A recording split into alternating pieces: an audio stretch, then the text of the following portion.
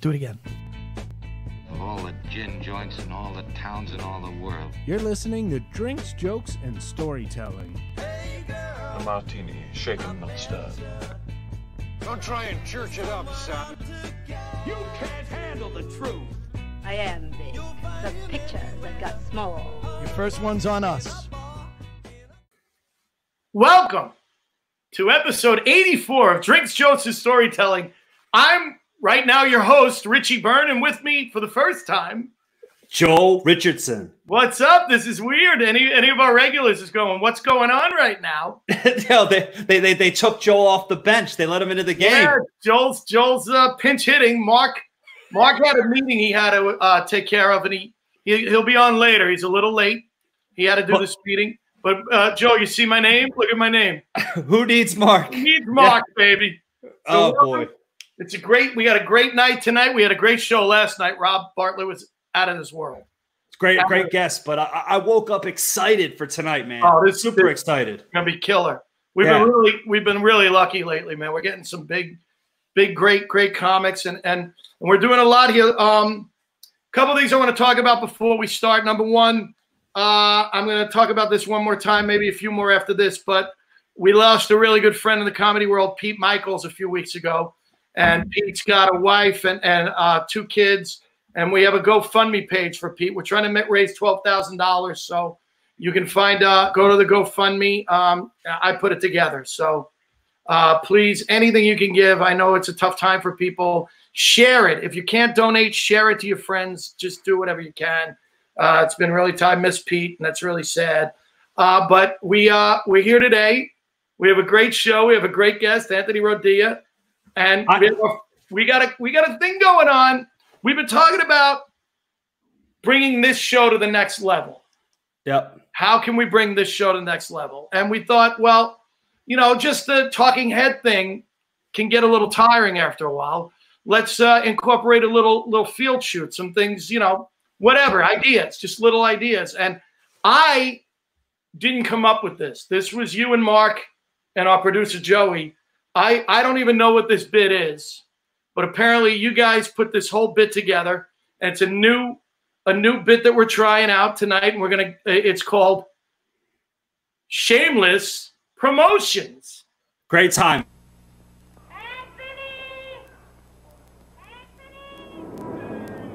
Anthony Martignetti lives in Boston, in the Italian North End. The home of Richie Byrne fans. Anthony knows a lot about Richie Byrne. Because it's something that grows you. Most days, Anthony takes his time going home. But today is Wednesday, and in the North End of Boston, Wednesday is Richie Byrne Day. Buy Burned Out on Vimeo today. Shameless Promotions. Joel, I didn't know anything about this. Come on, no good. You didn't like it? I can't believe how much it sounded like me. We did a couple sound bites. I just feel like, should we really be promoting anything? Is that the right thing to do? Like maybe like what? Like God forbid, like we promoted my CD right now. How embarrassing would that be? My CD called It's About Time. You can get it at souljoel.com. But we don't want to do it. You've embarrassed me. I really think I need a moment. So please just give me a moment to reflect. And I just can't be seen right now. T-shirts, $20. But anyway. Yeah. All right, let's bring out our guest. I thought it was funny. I loved it. I can't wait to post that on social media. Instagram, Facebook, all over the internet. When you're not going to see it. I won't see it because I can't figure out. Speaking of internet, we have the internet king here, man. We got this guy rocks the internet. He is the complete opposite of Richie Byrne. He knows how to sell. He knows what he's doing. He's very funny. And we have a clip of what he does on internet right now. So let's watch that clip. Hey, what's going on, Zia? It's Anthony. Hey, Anthony, what's going on? Nothing much. I just wanted to call to see if you guys are okay. If we okay? Why? What's the matter? What's the matter? I don't know, something called the coronavirus going around, so I wanted to make sure you and Uncle Vinny were all right. I Anthony, we fine. If I get the coronavirus, I'll make a little bit of pastina, and I'll be okay. No worry about it. Pastina? Oh, okay. Well, maybe someone should call the CDC and tell them all they need to do is make pastina. Anthony, pastina works for everything. Don't you never forget. Nah, I'll make sure I never forget. What's Uncle Vinny doing? He's okay. He keeping himself in the basement. Hold on, I'll pass him the phone. Hey, your nephew want to talk to you. Oh, hold on. No move. What's the matter? Nobody telling you about social distance? I gotta keep my spaces safe. What the hell you do? Man, you losing your mind. No losing nothing. You stay 6 feet away. That way you cannot put me 6 feet on the ground. How you want to talk to your nephew? You want to throw the phone? No, you don't gotta throw the phone and just put inside the basket and that's it. Anthony, your uncle need help. He sit over here with his shirt that say Corona Extra. But that's normal. He's wearing what? Hey, Rimbaby, that's your phone. Hey, thank you very much. Now you can go upstairs and let me enjoy my Corona teen. But there's something really wrong with you. Okay. Hello. Uncle Vinny, why are you wearing a Corona Extra shirt? Because I want to make everybody aware, okay? How are you going to make people aware? You're quarantined inside your house. But you called just to bust my chops? No, I actually called to see if you both were okay and if you needed anything. Oh, now you want to see if I'm okay and if I need help because of the coronavirus. But you know, called to see if I need help with the garden, and you know I got a bad back. You know, called to see if I need help to cut the grass, and you know I got a bad leg. And you never ask me if I need help to cut the hedge, and you know I got a very bad arthritis. All right, Uncle Vinny, I got it. I understand. I'll call and check up on you more often. Don't worry about it. If you want to make sure I'm okay, just check the newspaper every morning and making sure my name is not in the dictionary. Dictionary? Under what word? Immigrant? The word you're looking for is obituary. Oh, now you think you're a professor because you homeschool your daughter. I'm sorry. Please check to see if my name is in the bitch is a Harry. Oh my God, not the bitch is Harry. Obituary. Well, if you understand what I say, why you gotta break my balls? There you go. Richie, I got to tell you something, man. For all the years I've been in this business, I got my master's at Wagner. I consider myself a great marketer. This guy's an unbelievable marketer. We did a show in Lakeland, Florida, halfway between Tampa and Orlando. Called up his agent. Anthony's like, "I'll do it." Sold it out. But I want him to tell this story because there's a great story behind it. Funny comedian too. Let's get him out here. How about it? Give it up for the one, the only Anthony Rodia, people. Yeah. What's up, brother? How are you? Good. I'm in quarantine. Great. You're in quarantine. You're holding up? Yeah. You know what the good thing is, though? I just realized this. This is like my 7th podcast I'm on in the last 2 weeks. And when I look for something to wear, like I've got underwear on right now. Wait, nothing else. Go with the upper body. It's it. You just need 7 shirts, no pants. I'm in my closet. I'm like, what shirt should I wear? Should I wear a hoodie? I'll be in the basement. My wife said, "What pants are you gonna wear?" I'm like, "What the fuck I need pants for?" I don't even have underwear on. So, do you remember the Florida story? Yeah, my kid came early. Yeah, you called me up and you're like, "What's the worst thing that could have happened right now?" And I'm thinking something tragic. Yeah, I go, "Hey Joel." He goes, "Hey man, we sold out tomorrow." I go, "Yeah, about that." My wife's water broke 3 weeks early. He goes, "Oh." I go, "Yeah, we're gonna have to reschedule." And it ended up selling more tickets. Yeah, ended up selling more tickets, and it sold out. All your fans. There was only a couple of I guess snowbirds that were in Florida that weekend. They caught me at a show in New York. Yeah, now, you know what's funny, Anthony, is you and I did our last show together. Yes. On March 15th at Governor's here in Long Island. Yeah. And I was watching you, and you talked about that, and I didn't realize it was Joel that really? You talked about it on stage. Oh, it was a funny story. I mean, I talk about everything on stage, man. Like if something I might have too much material after this quarantine, and I might not have a family that wants anything to do with me. Oh boy. I talk about it a lot on stage because I rushed around. Everyone was like, "You're going to be fine." My mom's like, "You're going to be fine." I could be hanging off of a cliff with no harness. And my mother, "You'll be fine. You'll be fine." So mine's the opposite. Mine's like, you're not gonna make it. You're not. When you want the good news, that's when they tell you you're screwed. I told you not to go. I ended up missing my son's birth. And the gig. I'm screwed though. I'm screwed. Right? I mean, the gig we made up for. We I think I came. What I come down 2 weeks later? Yeah, we rescheduled for 2 weeks later, and he went down. Yeah. Okay. Yeah, we rescheduled it. And she brings it up every fucking chance she can get. Well, where are you going now? I said, I got to go in the basement. I got to jump on a podcast at 8 o'clock. She goes, it's amazing the things you miss and the things you don't miss. I go, shit, you're going to bring that up now? We're in quarantine. Wait, but you were just sharing the story off the air about how your daughter's trying to steal your thunder now. She's comparing herself to the views you get. So, like, you guys are talking about my marketing. I'm addicted to this. Like, I look at numbers. I run my analytics every week. I go over my numbers. I see where I'm trending at. Like, I've realized that on Facebook, you can – so let's say you get, like, a rise in exposure and your numbers start shooting. Like, I was averaging, I think, a million reaches a week. So a reach is just basically popping up on someone's feed. Right. So averaging 1 million. It shot up to 6 million, but then it goes, you have to expect it to go back down, and then it rises back up if you keep pushing it. You got to push it because that second wave can go even higher. So to give you an idea, when we did the show at Governor's on March 15th, I had 146,000 followers on Facebook, and I was telling you about how much exposure I was getting. Right. Everyone's home. We just hit 408,000 this morning. What? 408,000. It's crazy. My following has quadrupled in the last week and in the last month and a half.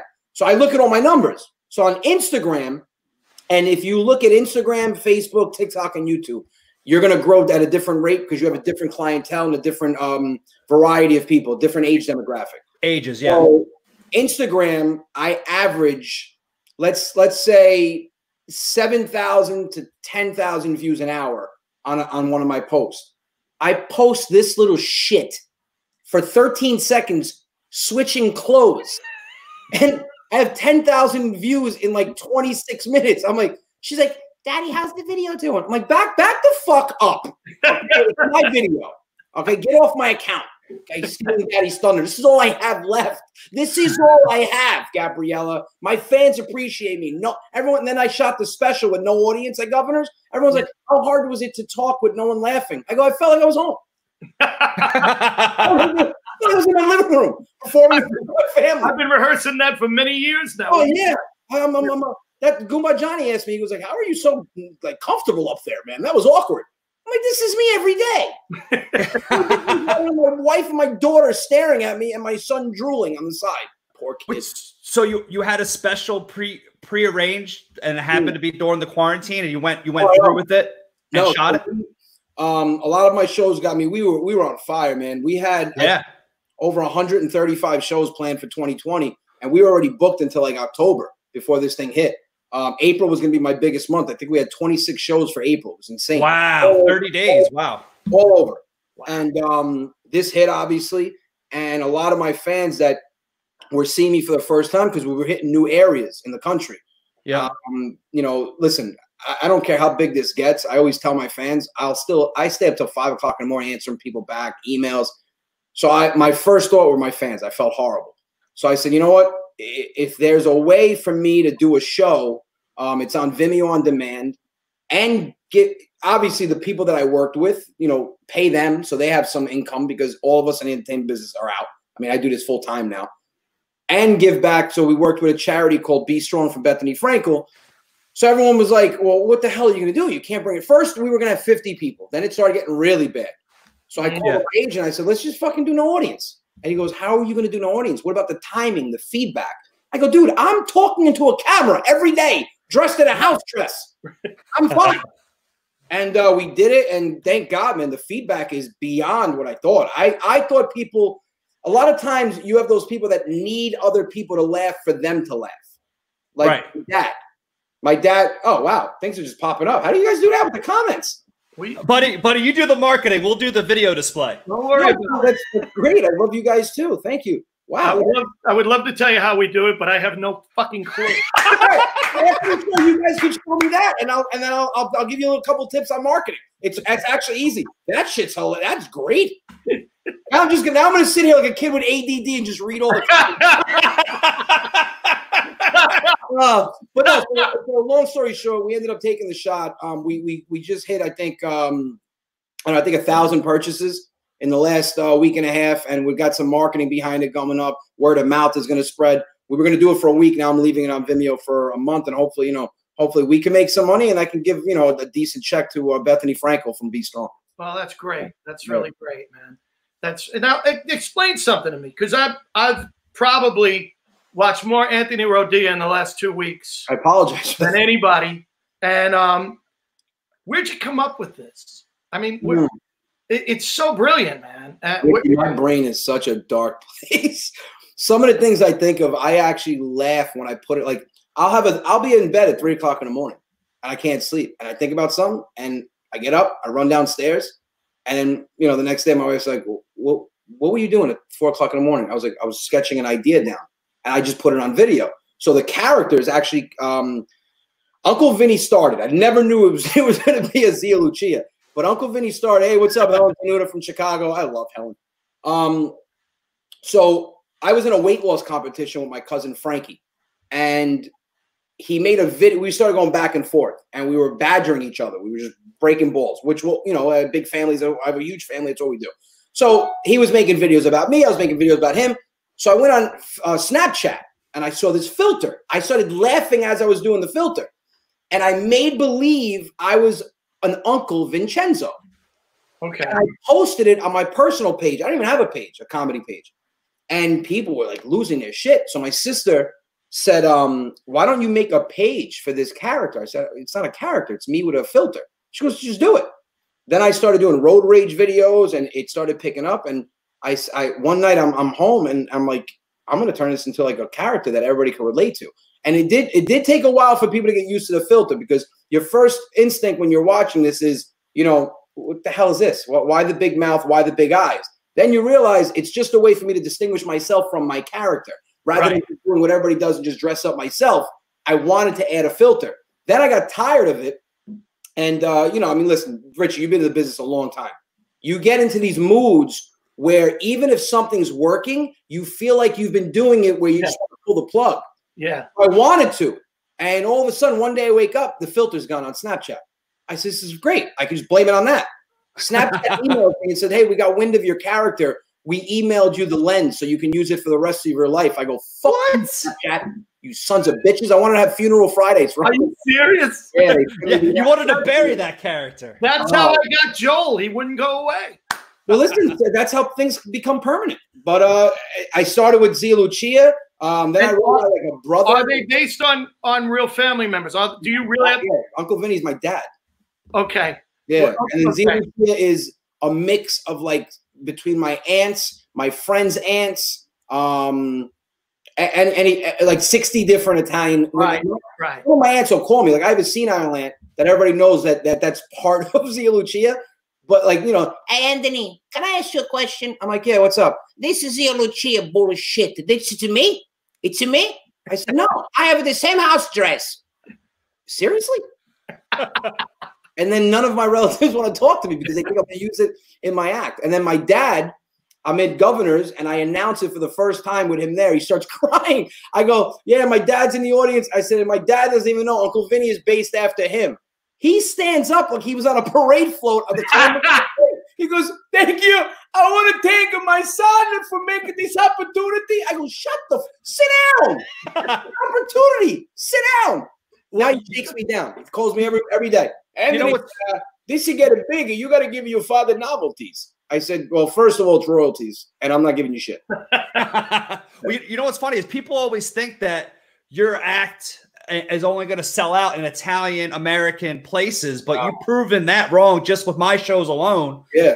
But also Joey St. John, our producer behind the scenes, he said his mom and his grandmom and his aunts couldn't wait to watch, and they're Portuguese. I think you relate to any family members that have first or second generation immigrants. And I'm glad you brought that up because I didn't expect that. I thought when I got into this, I did comedy 15 years ago, but I did like open mics here and there. I didn't do anything on this type of scale. And when I got into this, it was 2 years ago. I was watching Deadpool with my manager Dom, and we walk out, and he's like, "What's the matter?" I'm like, "Dude, did you see how that theater was laughing? I gotta get back to doing that to people." I said, "You understand what a rush it is to make that many people laugh?" So he goes, "What do you want? You stand up?" I said, "Yeah, I've done it before." I said, "Listen, stand up is just having the ability to gather everything together and present it where you can present it in a form that everybody that's watching you that doesn't know you can relate to. It's just sucking people into a story. That's all it is." And I said, "I'm going to attack the Italian audience." And we did our research, and we realized in this country alone is 18 million Italians, and you have Canada, Australia. So he goes, "Well, listen, if you can get a percentage of that, let's say you get 1 million Italians." So I'm basing it off of Italians. But then I realized it's not Italian comedy. It's old school, off the boat immigrant comedy. That's why now they start labeling me the king of off the boat comedy, because I get Greeks that come to my show, Spanish people, Argentinian, Portuguese, Russian. It's so many similarities. It's like when they have that immigrant mentality, you're not just Italian anymore. You're from an immigrant family. It's that immigrant upbringing. Right. The guilt trips that they give you. My father's security post was the couch when I went out, and I'd walk in the house. He'd be on the couch, and they'd ask every off the boat immigrant family. You walk in the house. You were supposed to be home at 11, and you came home at 12. Oh, you don't have any idea what time it is? Yes, Dad. Because if it was any earlier, I'd fucking still be out. You have a lot of nerve. When I die, I want to come back as you piece of shit. And that was like words of endearment. Now you can't even talk to your kids like that. No, I know. You're right. It's becoming an old school type of comedy where it's not just Italian. It's nice to see how many people relate to it. No, yeah. I mean, I just think comedy in general is about finding the negative and something everybody can agree on. Everybody go like I do a lot on my family, and people always come up and go, "It's like you were at my Thanksgiving dinner." That's the best compliment you can get as a comedian. What? Yeah, the best compliment you can get as a comedian. Yeah, it's just people want to relate and can relate, and I think that's what's so great about what you're doing. Everybody, like you're talking about immigrants, and that's true. But the guilt trip. Like I watched a few. Like your aunt is giving you a guilt trip, and your uncle's giving you a guilt trip, and I'm going, that's my mother. That's my my father's giving me guilt trips now. We're in quarantine. Yeah, he goes, "Hey, am I ever going to see my grandkids? My grandkid was born January 4, and I saw him once." Right after we're in quarantine, and you are diabetic. What's my sugar level got to do with my time with my grandson? Everything. Then they start now. Are you sick? No. Then I'm just going to drive from my house to your house. I'm going to get out of my truck into your house. If I'm going to infect, who the hell am I going to infect? I think you use quarantine is a bullshit excuse, and fuck you. Part of my French language English. Click. I go, what the fuck was that? And they'll call me the next day like nothing happened. I'm like, "Yeah, what's up, Dad? Hey, what's going on? You want to apologize for what? I'm not. Never mind. How are you? You good?" Everyone deals with it. Ed, when you do a video, do you say I have to do a certain amount of videos a week, or do you just go, "I feel one. I got an idea. Let me run with it"? Is there a time to put it on? Is there a specific, or you just run with it and go and make them when you make them and boom? So all right, so I'm gonna let you guys in on something that nobody knows. Like people think I have like a line of videos that I've made and I preload them or whatever. I'm very big under pressure. I tend to put pressure on myself because I feel like it's not probably good for my health, but I excel well under pressure. So what I do is I'll be laying down in the morning and I'll think of something funny and I'll go, Zia Lucia could threaten to kill Uncle Vinny. And then I put up the title at 12 o'clock, and I've done this recently. Usually I just do videos like 3 times a week. Now with the quarantine, I'm forcing myself once a day. So I'll come up with an idea. Okay, Uncle Vinny and Zia Lucia are going to get into an argument. This is what the premise is going to be. I create a title for the video, and I post it at 12 o'clock. Video coming at 7 o'clock. I don't even have a fucking video sketch. Wow. So I'm sitting there now, and my wife is like, "Why do you do this to yourself?" And at 3 o'clock, I'm like, "I don't have anything to go on." Oh my gosh. And it'll force me to sit down and pump out ideas. And I do that every single day. Wow. Yeah. So you put the pressure on yourself. That's yeah, kind of brilliant. It really is. Because, it's like it's brilliant and psychotic at the same time. yeah. You know? People are always like, "Don't believe what you write on Facebook." You're like, "I put it on Facebook, so now I got to do it." Yeah. Yeah. Pretty much. And then I get people. The funniest, where's the video, dude? It's 7:13. I go, where are your hobbies? What the hell do you have to do? You have somewhere to go? Yeah. They thought there was a glitch in the system. They missed the big premiere. Oh, they'll bug out. I love it. But it's crazy. You do everything yourself.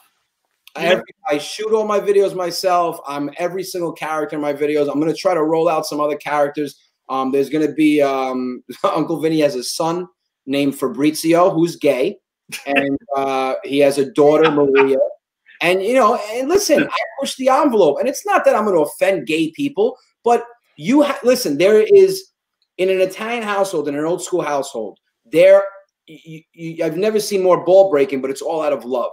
Like, I have a gay cousin. I have gay friends. They're Italian. But their parents break their balls. My friend of mine's gay. He goes to his dad's house, and his dad, the first thing out of his mouth, he goes, "Hey, what's up, Pop?" He goes, "Hey, what's up? Have any sausage today?" and he laughs his ass off. And it's the funniest thing. But if you're not accustomed to that type of upbringing, you get offended. So right now, I'm in the process of getting attacked by people from the deaf community and the gay community. Because I made a video of Uncle Vinny at a press conference and Zia Lucia in a little window doing sign language. But the sign language has nothing to do with what he's saying. That just had something to go on with the fact that Italians talk. Italians use their hands. Yeah. Right. Yep. Right. Like, he's talking and she's like, that's disgusting. Take that video down. I'm deaf. I go, how the fuck did you hear what I was saying in the video then? Yeah. I go, what am I going to start getting attacked by the blind community? Well, you know, like how you look on camera. What did someone describe me? So there's going to be negativity and everything. But, dude, I push the envelope, man, because I will never tiptoe around comedy. The day I have to tiptoe around comedy is the day I stop doing comedy, because guys like me and you guys, people don't understand what we do. We allow you to escape whatever you're going through emotionally, mentally, personally, and you get to forget about that for the time that you're laughing. There's no one that's ever laughed in a bad mood. Right. I learned this years ago, too, when you have a big audience and now that you've even quadrupled your fan base, it's impossible to make 100% of the people happy. You're going to have that percentage of people. All the time. That's my saying. You'll never make 100% of the people happy 100% of the time. And the bigger you get, the more haters you're going to get. Like, I get people now. Here's my new thing that I do on Facebook. If somebody puts a comment and says, "I didn't like this video," that's fine. That's an opinion. I didn't find this video funny. That's fine. But to say this guy is not talented, this guy is not funny, these are the dumbest things I've ever seen, what are you guys laughing at? I've got videos in the millions. You think it's them? You don't think it would be you? Listen, it was Anthony. It was 2 a.m. and I was drunk, and I wrote those. And yeah. Rich, you have three names then, Rich. That's Now let me just say, because the other thing that I find I've noticed is you can be a great singer, and people will go see you sing, and they go, "Wow, that's a real talent. I wish I had that." You can be a great dancer, and people go see you dance, they go, "Wow, I wish I had that talent." No one knows they don't have a sense of humor. Right. Everybody thinks they do. And there are people out there who literally don't have a sense of humor. And it's not their fault. Then when they see something, they go, "I don't get it, therefore I'm offended." And that's a big part of it too. 100%. And I'm a firm believer that, you know, I think you live in a bubble if you tend to, like, everyone's like, don't pay attention to it. Well, if you're only going to pay attention to the positive stuff, then you're kind of shortcutting life. You have to pay attention to the negative. So I do give people attention that shouldn't have the attention. But what I do now is if they make a comment like one guy put, "This guy's a human recycling bin. How many of the same sketches can he do?" I'm like, dude, if you're gonna come at me. Tell me I have a big head. Tell me I'm short. Tell me my eyebrows look like fucking caterpillars right now. But to say I come up with the same sketch, I have over 500 videos. So when someone puts something ignorant now from now on, I give them the platform they want. I take their comment, I screenshot it, and I post it in front of 400,000 of my fans, and I let them eat the fucking guy up. And they're a pack of wolves. And the guy will email me, and he'll go, dude, can you take the fucking thing off? I got 700 messages in my inbox. Oh, God. You thought they were idiots for laughing at me. How does it feel, dipshit?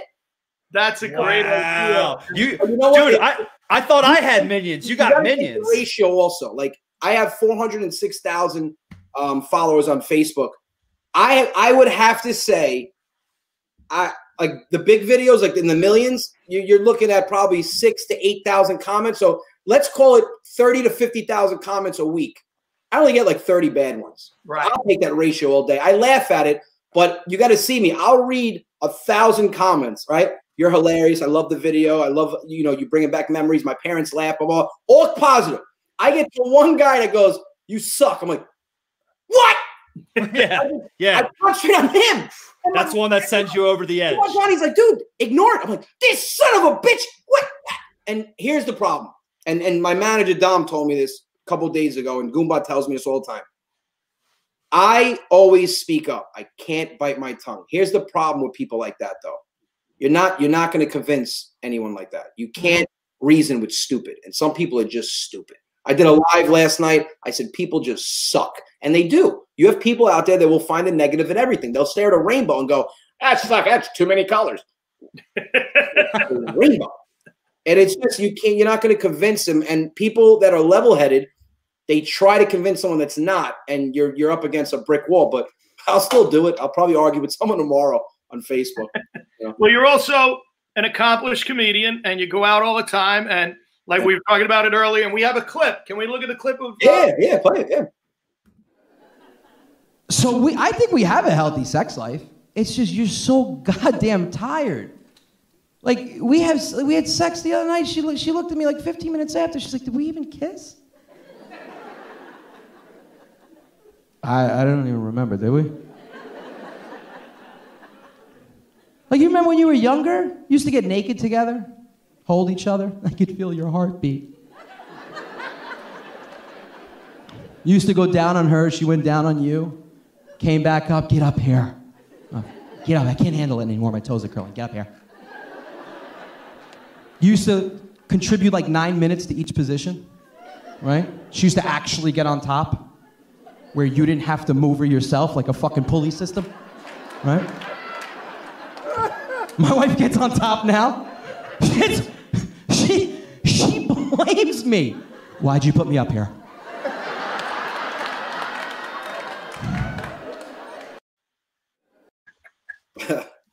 Now, how long have you been married?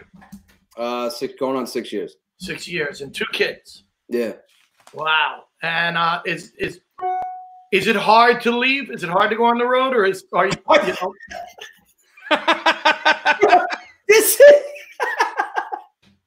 This is how you know quarantine is setting in. You just said, is it hard to leave? And my process was, I could probably leave my wife if I had to. Oh boy. Oh boy. Oh boy. Oh boy. Oh boy.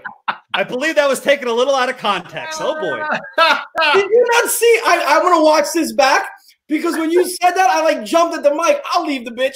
And you were like, is it hard to leave? I'm like, no. And you're like, on the road. I'm like, my bags are packed right now. Oh, you meant I do shows. Yeah, no, I miss my kids. Yeah, no, listen. Listen, I always say it, man. I wasn't a comedian when my wife met me. I was always funny. I always made people laugh. Her and her mom used to tell me all the time, what's their catch? Why are you always in a good mood? I'm like, I'm alive. Like, how bad can it be? It's always worse. You know what I mean? I mean, my whole life wasn't all ups, but it's how you look at it. But I always say she didn't sign up to be married to a comedian. No, God bless her, because I've seen that where comics meet a woman and before they're in the business, or a female, and that's not fair to them, because when someone comes into your life and that's already your life, correct, they sign up. Different. That's different. That's a heads up. And I have a lot of respect for those that go, yeah, man, this is your dream. Go do it. You know? Let's not ramp up my work. Okay, take it easy. Cut his mic off. Cut his mic off. Easy. Mute this motherfucker. No. So I tell her, listen, I was in finance. I almost lost my marriage. She threatened to leave me when I gave up my job. I'm the only one that works in the house. I had a great job. And I gave it up to do comedy. And my thought process behind it was, well, if I'm rising at this pace and I'm only giving it 30%, it's only got to go higher and quicker and bigger if I give it 110%. I don't have that ability because I'm working. So when I left, she was scared shitless. Everybody was scared shitless. Obviously, thank God, knock on wood. I mean, always something wooden fucking Italian. I would have granted. It worked out. But going on the road, that was something I wasn't used to because I wasn't on the road when I was working. Right. So, then I started getting, where me and Johnny were on the road for, from Sunday to Sunday. We had one run of shows. Sunday was Chicago, flew into Florida on Monday. This was the last trip that we went on before all this. Friday night was Father's Place in Long Island, 2 shows. Saturday night was in Mayapack, 1 show. Sunday night was in Chicago. We had like 780 people at the Arcada Theater. Love my Chicago fans.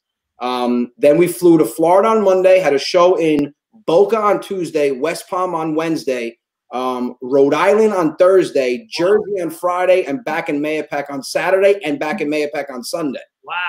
So a couple weeks prior, I was gone again for a week. That's tough. I think that's tougher on me. I think it's great for my wife because she's a person of routine. She likes to be home and do her own thing with the kids and stuff. It was tough on me, man. There was a couple nights and people, listen, we have fun when we're on the road. I love performing. It's amazing to see how far this is spreading. Like Lakeland. I mean, to see that many people come out in Florida for me. In the middle of nowhere, Florida. Right. I mean, it's halfway between Tampa and Orlando. Correct. Oh, and to answer your question, whoever that was, I was in Poughkeepsie. I'll be back. But everyone's like, oh, you must have a great time. And then when I get home, you're dead. You're dead tired because you don't sleep. Your brain's always going. You're performing at night. You're trying to do something in the daytime. And there were nights where I was laying down. I'm like, fuck, man, I miss my kids. Yeah. And my wife, but I miss my kids. Yeah. Well, people don't understand that it's not a physically exhausting job. It's not like construction, but it's mentally exhausting because you're putting out all that energy on stage. And then afterwards you're doing the meet and greets and you sit there and stay and hang out and talk to people. And that takes a toll on you mentally. And I made a deal with myself, an agreement with myself that every single show I'm going to do a meet and greet. And I did that when my shows were, 100 people, 200 people. We did Chicago, 780 people. We've got Foxwoods. We had Foxwoods for April 4th. I got rescheduled for August. And my agent's like, dude, 1,400 people. You're not doing a free meet and greet for everybody. So now what happens is these theaters are like, you have to charge. You have to charge to cut down the line. What do you want to charge? So I said $25, and I'm gonna give them like a signed picture. They're like, no, do 100. I'm not charging these people $100 to fucking take a picture with me. Well, who am I, fucking Popo Chicho? I'm a comedian. I'm not Santa Claus. You pay $100 for Santa Claus. It's once a year. No, I said $25, $30, whatever. I give them a picture signed. They get to take a picture of me. And you can't. I can't. Listen, if the day comes where I'm charging $100 for a picture, come up to me and kick me in the balls. Swift kick like you're kicking a 60-yard field goal because I can't listen. They spend money on tickets. They support. You got comedians out there, $150 for meet and greet, $700 for tickets. Dude, you're making people laugh. You're not fucking curing cancer. Right. Like, yes, there's a premium to sit close and like my tickets are going up a little bit, but $700 for tickets to make people laugh. Come on, man. So I'll always do meet and greets, but it's. I mean, unfortunately, that is the shame of it. You don't want to do. You have to charge, or else you'd have to shake 1,400 people's hands, and so what are you going to do, right? When you have a strong Italian-based audience, everyone has a story, the funniest story in the world. I know. You'll never get to the second show. And I'm like I'll tell people now. I'm like I don't care. I'm like, dude, listen. I don't give a shit about the superside your uncle snuck in from the airport in 75. I have a line behind you. Yeah. Okay? Like, I don't give a shit. I paid too. You paid for the ticket and you paid for a meet and greet. You didn't pay for story time. Yeah. Bro, come on, Vito. Mario, one of them. This is not a joke pitch. Do you ever think exactly? Do you ever think about? I know you kind of touched on this with new characters, but do you ever think about doing videos that aren't about the aunt and uncle, like a totally different character, or? I don't know if I would do a different character. I know I saw you just talking, and you know what? It was funny because you got me thinking. You were talking about watching Titanic. Yeah. And I hate that fucking movie. So I mean. And I was laughing because for me it's Armageddon. Remember the movie Armageddon? Armageddon was the stupidest. In other words, what they were saying was astronauts weren't smart enough how to learn how to drill a hole. Right. Guys who drill a hole could go into space and save the fucking world. Basically what the movie was about. Yeah, it was the dumbest premise I ever heard. And so how do you kill off Bruce Willis, dude? Come on. My other favorite part of Armageddon was in the opening. Bruce Willis is chasing Ben Affleck with a gun on an oil rig. Right. And he's shooting at him, and the bullets are hitting off metal, and people are done. And then one of the pumps blows up because Ben Affleck made the pressure too high. Yes. And Bruce Willis turns to Ben Affleck and goes, "You could have killed somebody." I'm like, dude, you were just shooting a fucking gun. Yeah, no, none of that shit on that rig was flammable. Right. And Titanic, it's like I always like you were saying why she wouldn't let him on the door. Yeah. But I was always like, how much colder is it in the water than on that fucking thing? Like, why was she so snug and he was freezing to death?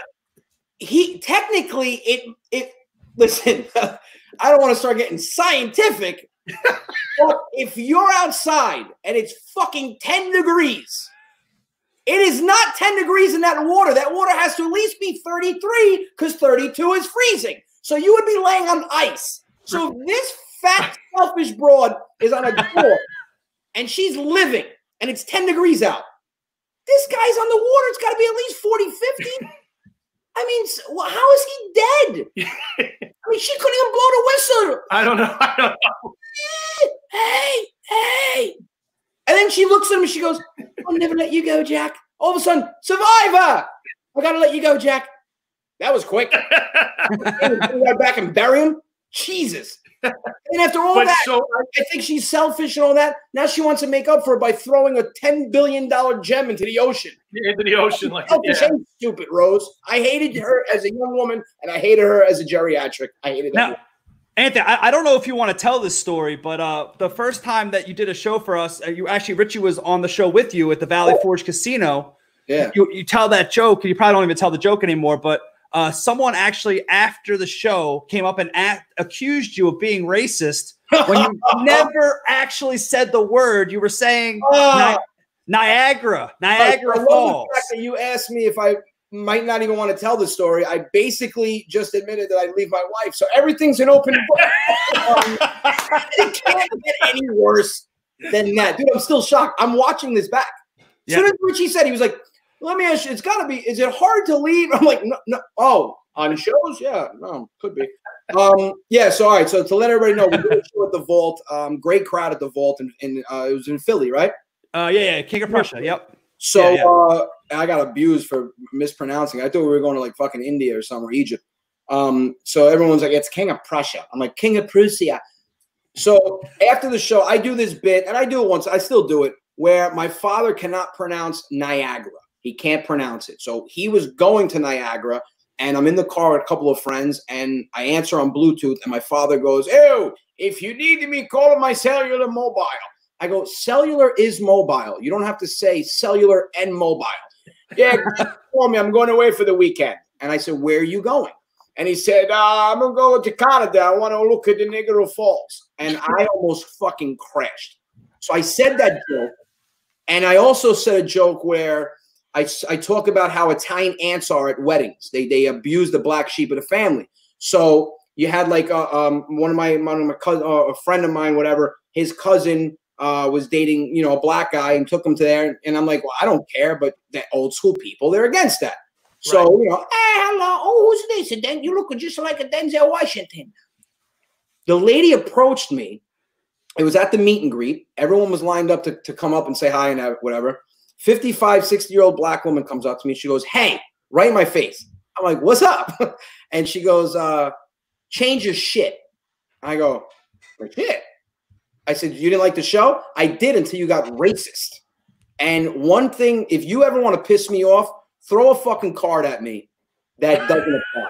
Like, throw a card at me. Like, so I said to her, I go, ma'am, I said, and I made a joke, and she didn't take it as a fucking joke. I go, racist. I have like 12 and a half black friends. Apparently wasn't the right time to say that. Yeah. You know, if anyone knows how many black friends they have, they are racist as shit. If you're counting, like, hey, do me a favor. If you meet another black guy, you got to tell him he's got to wait to get in. We're already at 12. I'm on the quota. We're there. So I said that. I go, man, I'm not racist. I have 12 and a half black friends. She goes, ain't that some shit? I'm like, what was racist? So she goes, my son is getting married tomorrow to that girl right there, and now you just ruined her wedding day. And I look over, and the girl's white. And I said, ma'am, I said, if the person is racist, if there's anyone racist in this conversation, I said, let me call you out on your bullshit. It's you. You can't swallow the fact that your black son is marrying a white woman. Wow. And I've never seen a black woman get pale. And this other black woman walked up, and she watched the show, and she goes, ma'am, do me a favor. Don't throw around the race card, because when we need it, we can't use it because of people like you. And this was coming from another black woman. Right. She goes, wow. Shit. She goes, don't fucking ruin his thunder right now. He's having a good time meeting his fans. And she walked away. Now, yes, I thought I was going to get shot, but I made it out, and I drove home. But listen, you can't. Are there racist comics out there? I'm sure there are. But if you don't push like Dave Chappelle is one of my favorite comics ever. And his special, they booed the shit out of him. Like, all the reviews, they killed him on reviews. It had a 99.4% audience rating. Isn't that who we're worried about? The audience? Right. Not some fat white guy in a suit reviewing everything. Right. So who's trying to take every word you say and turn it around. Correct. Yeah. Don't ever. People need to stop analyzing comedy, because, like you said before, it's taking something negative and making you laugh about it and forgetting that it's negative. Right. So if I do push the envelope a little bit, if I talk about gays or blacks or deaf people, I'm not saying that, fuck the deaf or fuck the blacks. I'm just talking about shit that's in everyday life, and I'm bringing it to the surface, and I'm making comedy out of it. That's all we do. Right. But I hate that shit, man. Everyone throws around the race card, the gay card now. I mean, it's crazy. Like, I had an argument the other day with a gay guy that apparently said he was a fan. He said, I do this thing where Uncle Vinny doesn't say transgender. He goes, these transmission people get fucking crazy. And he goes, how dare you crush the transgender community? I said, I didn't even know there was a community for them. I think it was recent. So I said, let me ask you a question. And I love getting ignorant people like that and putting them into a corner. I said, do you back up the bisexual community? And he goes, yes. I go, you have bisexual friends? Yes. Well, last time I checked, bisexual means two. So you're actually just basing the fact that there's two sexes. So who are the transgender? He goes, fuck you. And that's it. I mean, I'm sorry. I'm sorry for making you go against yourself.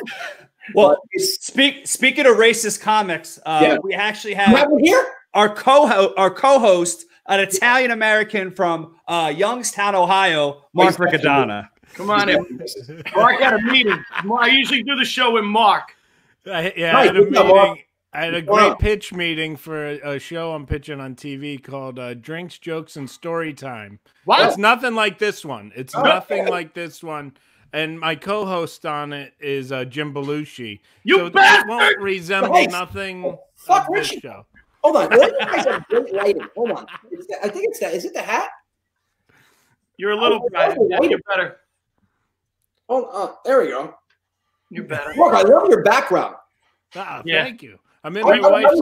I was watching, like, Joel doesn't give a shit about his, but I was you might as well be in a fucking straitjacket in a padded room, dude.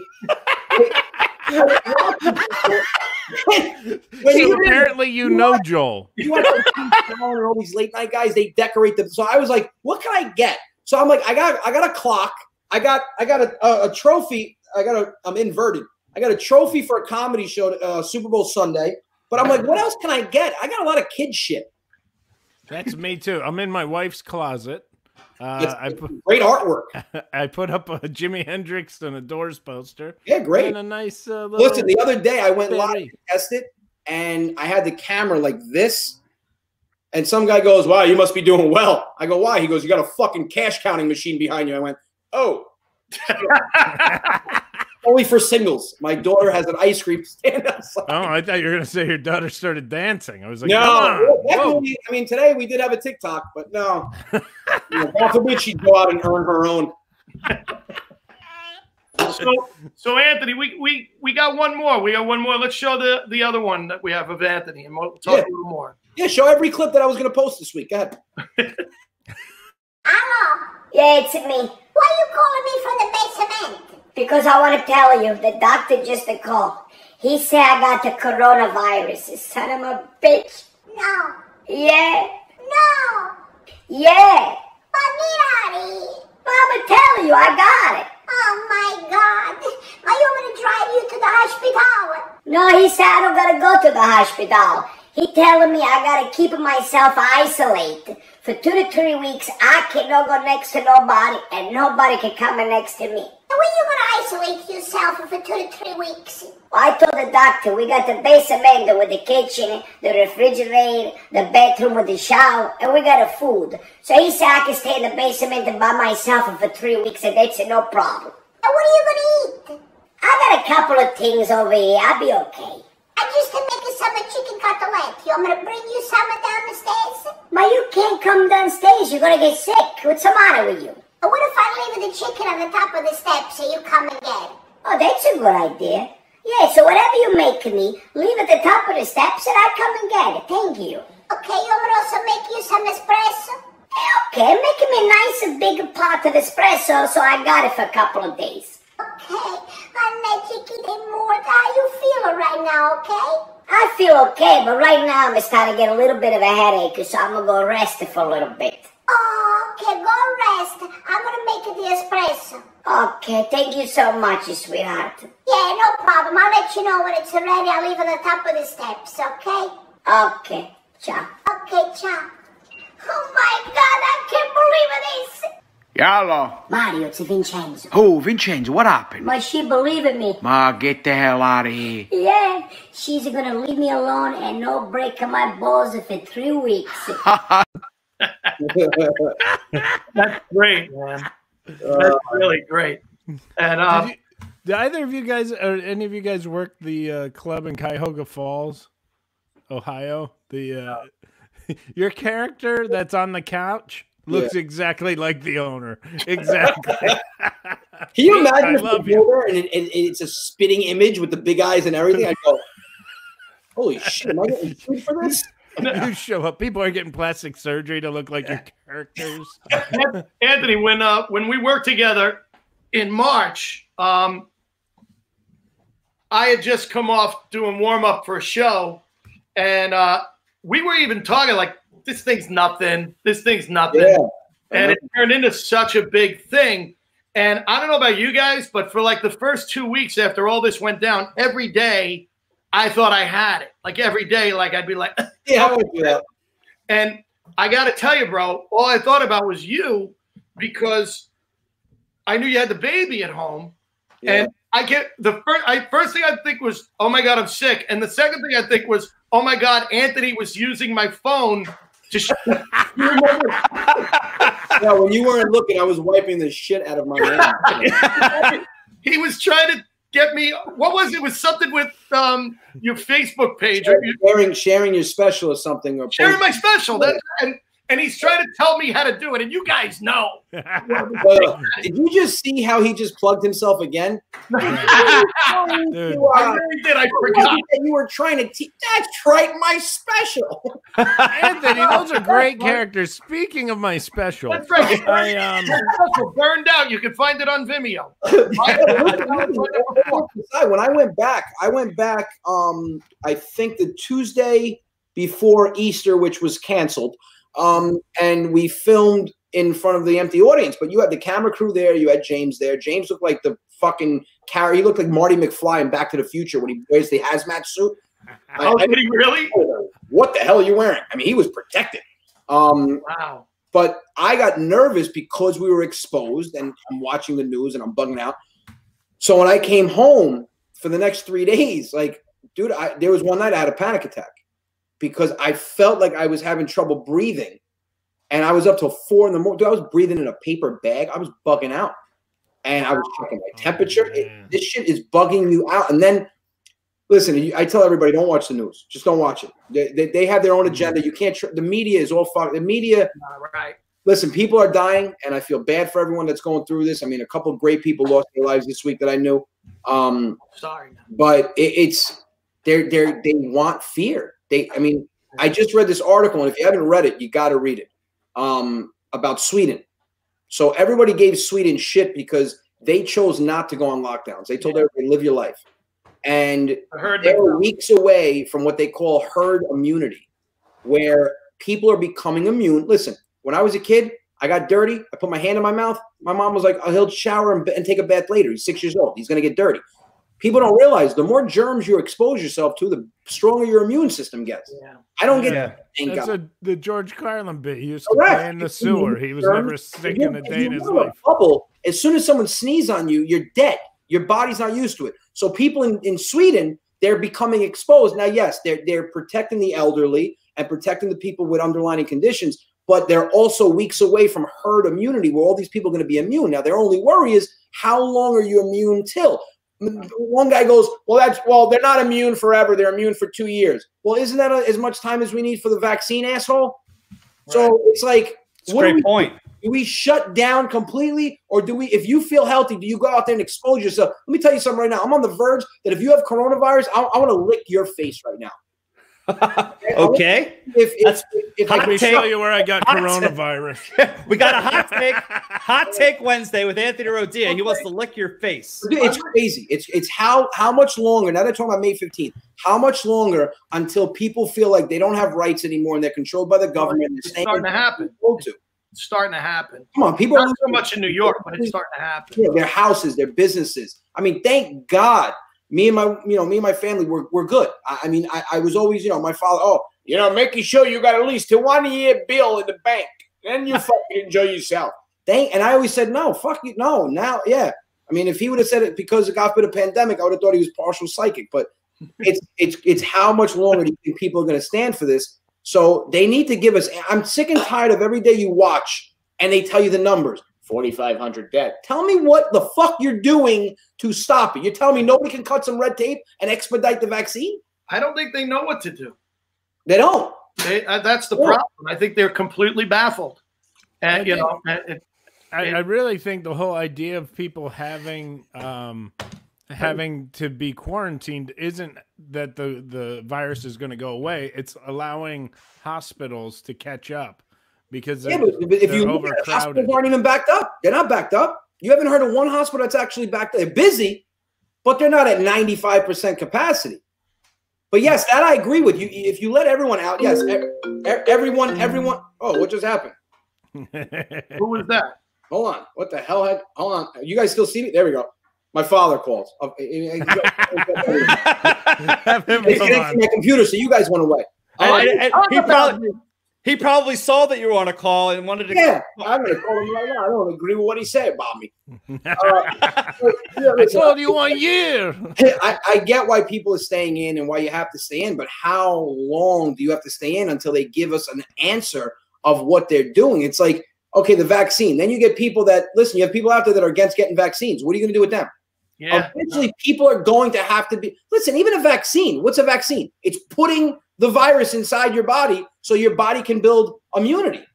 But what I don't understand is why can't they take all these people that survived it and take their blood and analyze it for antibodies? I'm not a scientist, I'm a comedian. But when you get exposed to some, your body creates antibodies. Why can't they do? You're telling me you can make a fucking iPhone 11 that takes better pictures than a Minolta or a Nikon, but you can't create antibodies? Seriously? Wow. You got DoorDash. You got people delivering McDonald's. I never thought I'd see the day. You can't create antibodies? That's lazy. It is. DoorDash the antibodies. You know you've hit rock bottom when you fucking call for a double DoorDash. You contact the DoorDash guy. I'm like, hey, what's up, man? Listen, I know you're going through DoorDash right now, but if I Venmo you like an extra 20, you think you could pass by Ralph's Italian Ices and pick me up an orange sorbet? Shut up. And he's like, yeah, no problem. I'm like, you're the man. I'm hitting him up like a drug deal. I'm like, I'm gonna leave my $20 on the step. I don't know where you've been. All right. Is it a large? Is it a large? Oh, give me that. Give me that. I call my DoorDash guy and tell him to pick me something up on the side. I'm like, yo, you want to make some side money? Can I just say that I wrote Anthony the other day and I said, hey, man, do you want to talk about this a little bit before you come on? He's like, nah. No. Open door policy. Yeah. Watch. I mean, go ahead. Like when I went on Fox 5, I told Rosanna Scotto and them, I said, open door, open door. Well, I realized no one knows that much about me yet. Wait till I get bigger, and I'm like, open door. I'm going to be on Channel 7 or The Tonight Show, and Jimmy Fallon's going to go, well, you told us it was an open door. You want to talk about that bubble bath your uncle forced you to take in 1986? Who told you that? My mom? My mom. It was a rubber ducky. I thought everything was safe. I didn't know that it was supposed. We were playing Battleship with his penis. That's when it's going to bite me in the ass. What? So, a lady just goes, I'm done. The F word is not necessary. Really? Yeah. See, I mean, Josephine, calm down. The F word's not necessary. This is like you want to flip me out. That's how you flip me out. The F word's not necessary. What do you say when you're in bed with your husband? Oh, sexually intercourse me harder. That's boring. and when you stub your toe on something, oh, Jiminy Cricket. No, you stub it and you go, oh, fuck. Like, come on, I'm passion. I'm expressive. I'm Italian. And you got these people that what do you do all day? You don't curse. I didn't get into road. What do?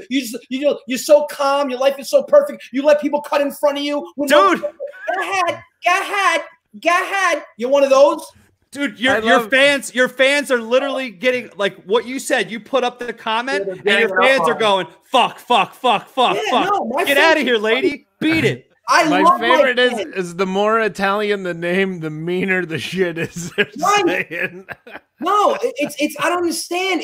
Listen, if you're watching this right now and you're sitting there with a clipboard counting all the curses, you shouldn't be watching anything that has anything to do with comedy. Go to your den or your living room, gather your family around, make a nice thing of Orville Redenbacher popcorn, and watch Steel Magnolias the whole night on repeat. Seriously, why are you watching comedy? Watch my girl. It's gonna make you cry. Want to stab yourself? Why are you the Corona's kicking in now. What'd you think about the podcast last night? 68 fucks. You are a loser. I believe we're over 100. Can I just say that every show we do a drink and a joke. We talk about what we're drinking. And I'm not exactly sure what you're drinking, but I'm pretty sure it's an energy drink, my friend. No, it's Spike Seltzer. It's Spike Seltzer. Oh, it is? Really? You're getting white girl drunk. Wow. I'm a white college girl. Somebody's going to figure you later. I can't say white seltzer without sounding flamboyant. It's berry lemonade. It's phenomenal. Everyone's typing. Fuck. I just came from Oh, that's another term that I used last night. It's trending. Eat a dick. So. Oh, okay. I was wondering why so many people saying eat a dick. Out of respect for Josephine, I have a poem for you. Fuck a duck. Screw a kangaroo. Finger an orangutan. An orgy at the zoo. Does that bother you, Josephine? Lighten up. We're in quarantine. That's another thing. You're in quarantine with kids and you're not cursing? That means you're on Xanax. How much are you taking? Shout out to Jimmy Cano. He's a Corona survivor. He was our guest last week. He just goes, fuck. That's it. God bless you for surviving. And God bless you for not being in my seat right now where I have to stare at Joel and I just realized, do you have a do-rag on? No. No, it's he's auditioning for Oz. He's going to get a time machine and go play Radabisi. When you made fun of the wall, he put a hat on because he thought it had a color. I know it. No, don't. So one of his fans go, Joel matches his background. He does. You do. You look like a floating head right now. Holy shit, John Anabi. Why don't you slow down the F-bomb? Yes, John needs to get back to work. I love it. Real quick, Nicole Evans just wrote, for my first comment ever. That's going to be the new talk radio. Long-time listener, first-time commenter. Listen. My thing. All right, I do curse. I curse because I'm passionate. But if I go see a comic and every word is F, right? I do, but I don't curse that. You're gonna hear F-bomb. We're adults. Why do we have to censor ourselves? Like, there are words that I'll never use. I don't use the C word, and that's on both male and female gender C words. I don't say it. Like if chinchilla. Though some words are just supposed to be used for the bedroom. Well, Anthony, that's foreplay for you, not a word for usually stage. my wife calling me in an angry demeanor. It's not even sexual. One of your fans, Anthony, just said Conchetta. She said that there was a study done, a bunch of studies, where those who release profanities are mentally healthy. Correct. Wait, those are what? Those that are there are a study done where those who release profanities are 1,000%. That study. So when people was done by Dr. Vinny Gumbatz. No, if you look, I looked it up. One lady was like, "You know, you're going to die earlier if you curse a lot." So I was like, "Wait, what? Hold on, hold the phone." So I Googled it. You actually are healthier and less stressful, and you have less stress in your body if you use profanity. You let it out. These people that never curse, oh, they're going to explode. They're all bottled up. They're like a shaken bottle of seltzer. They're going to pop. Like, seriously. That person, that lady that was offended. And here's another thing. You got balls, though. I got to give them to them. You got balls. You're in a room that's enjoying a show, and you tell me not to. You complain. F-bomb. Just chill out. Save the comment for yourself. Write it down on a piece of paper. Read it to your family. I'm with Susan on this. Funny is funny. It doesn't matter what language you use. Because I love a lot of clean comics. There's a ton of funny ones. And I love Kevin James. I think Kevin James is one of the funniest guys out there. He just can't help himself he can't be not funny. But Kevin doesn't curse. And I like it.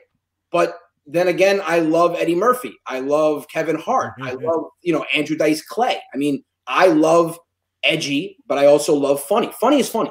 Do a comic, make me laugh. That's all I care about. They feel like they could push that X factor by cursing and being raunchy. Like, see, raunchy I don't do. I'm not going to sit there and be like, yeah, so this bitch was on a knee. You don't need to be raunchy or push the X factor.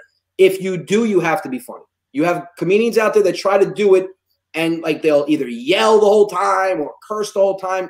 Where's the punchline? There has to be a punch. But if you're watching comedy and you're only paying attention, like, to count F-bombs, you would have to sit there and go, I'm going to see what this language is all about. I'm going to see how these people were raised. You shouldn't be watching comedy. You're missing it. You're missing the boat. Yeah. So, Anthony, before we let you go, what's next for you? Where do you see yourself? Quarantine, day 48. What's next? A new wall? Stupidest question ever. What's next for you? Same thing as you, fucker. Nothing. That's like somebody my boy calls me up. He goes, yo, I got that. I got a couple cigars. I want to drop them off. You gonna be home tomorrow? I go to hell. Where do you think I'm going? No, we're actually flying to Aruba. I'm sorry, Joel. That was rude. What was the question? No, where do you see yourself in like 3 years, 5 years? Like what? Any exciting things coming up? In quarantine. No. All right. So before I start, I just want to respect you and your beliefs and just praise be to Allah. But the other way. Joel, don't get shanked after the show. And just start praying. It's bugging me out. Good. Now you look like you work in the mailroom. All right. All right. I'm sorry. Where do I see myself 3 years from now? So I'm crazy when it comes to this, man.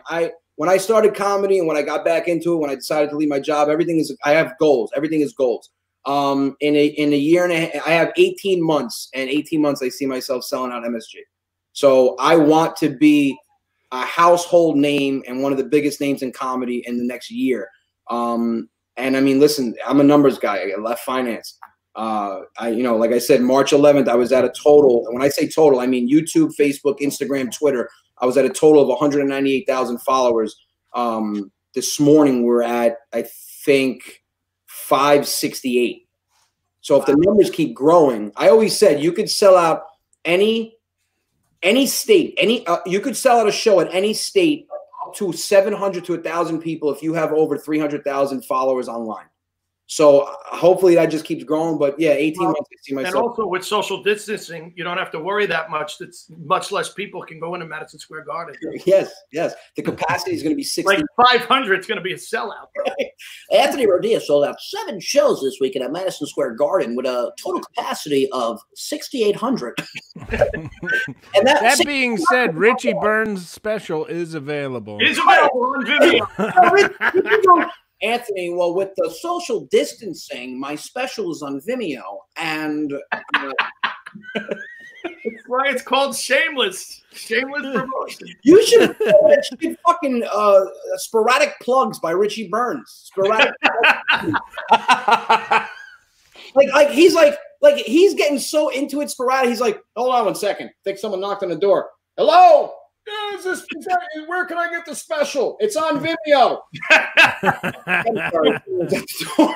You know what's funny about that? I am the last person that I thought anyone would ever make fun of about that because I hate doing it. And that's why I'm doing it. That's why I'm doing it. Yeah.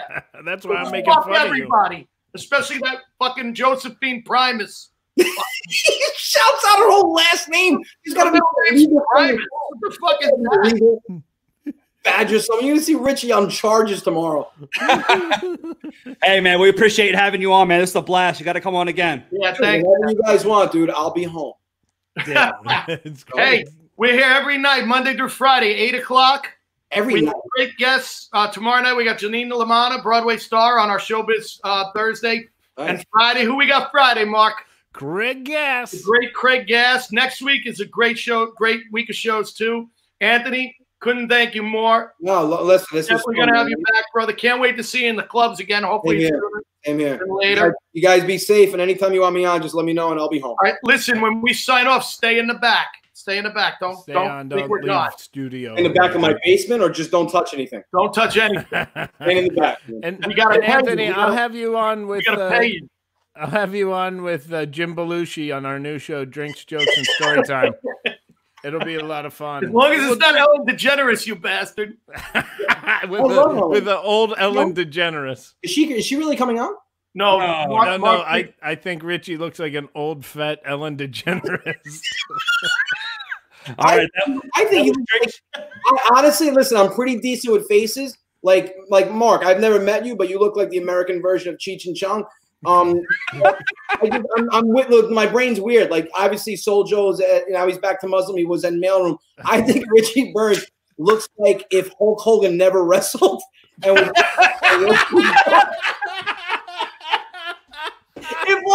Hulk Hogan took another path in life, it was like I think I'm going to be an accountant. And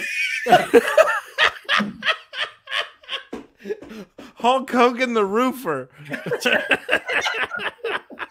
All right, that's Drinks, Jokes, and Storytelling. We'll see you guys soon. Thanks. Last call.